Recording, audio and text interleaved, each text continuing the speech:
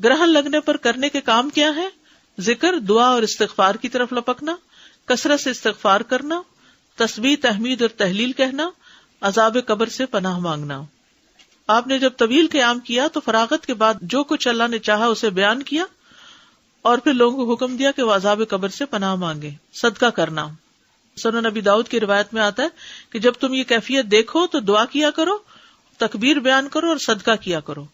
غلام آزاد کرنا، اسماء رضی اللہ عنہ کہتی ہیں کہ نبی صلی اللہ علیہ وسلم نماز کسوف کے موقع پر غلام آزاد کرنے کا حکم دیا کرتے تھے۔ تو کسوف کی نماز دن میں ہوگی اور چاند گرہن کی رات میں ہوگی، اور چونکہ آپ نے اس کا حکم دیا تھا پڑھنے کے لیے، لیکن پھر بھی نفلی نماز ہے، اگر کسی مجبوری سے انسان نہ پڑھ سکے تو کوئی بات نہیں، اس کے لیے آزان نہیں ہوتی لیکن اعلان ہوتا ہے ان الصلاۃ جامعۃ۔ اگر حرم میں کبھی آپ ہوں تو وہاں ان الصلاۃ جامعۃ کی آواز کے ساتھ نماز کے لیے بلاتے ہیں اور لمبی نماز پڑھاتے ہیں۔ اور اس میں حضرت عائشہ کہتی ہیں کہ سورج بے نور ہوا ایک بار آپ کی زندگی میں، آپ مسجد میں تشریف لے گئے، لوگوں نے آپ کے پیچھے صفیں بنائی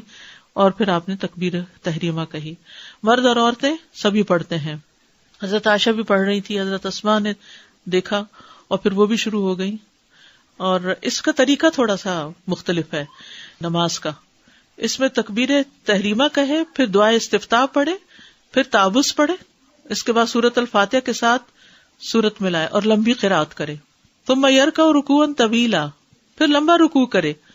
پھر رکوع سے سر اٹھا کر سمع اللہ لمن حمد ربنا ولک الحمد کہے، پھر دوبارہ سے سورت فاتحہ پڑھے، سجدے میں نہیں جانا ابھی، ٹھیک ہے،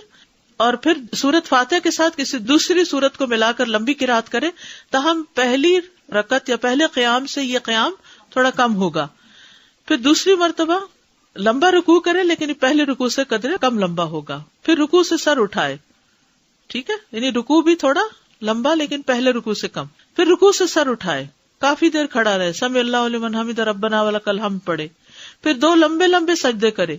اسی طرح دونوں سجدوں کے درمیان بھی کافی دیر بیٹھے، یعنی جلسہ میں۔ اس میں کیا پڑھتے ہیں؟ رب اغفر لی رب اغفر لی، اس کی تکرار کرتا رہے، پھر دوسری رکعت کے لیے کھڑا ہو اور بالکل پہلی رکعت کی طرح دوسری رکعت میں بھی دونوں رکوع وغیرہ ادا کرے، ٹھیک ہے، ہر رکعت میں 2 رکوع ہیں اور 2 سجدے ہیں، یعنی 2 رکعتیں بن جاتی ہیں ایک طرح سے، لیکن دوسری رکعت کا عمل پہلی رکعت کے اعمال سے قدرے کم ہوگا، یعنی طول اس کا۔ پھر اس کے بعد تشہد میں بیٹھے اور آخر میں سلام پھیر دے۔ 4 قیام، 4 رکوع اور 4 سجدے بھی ہیں،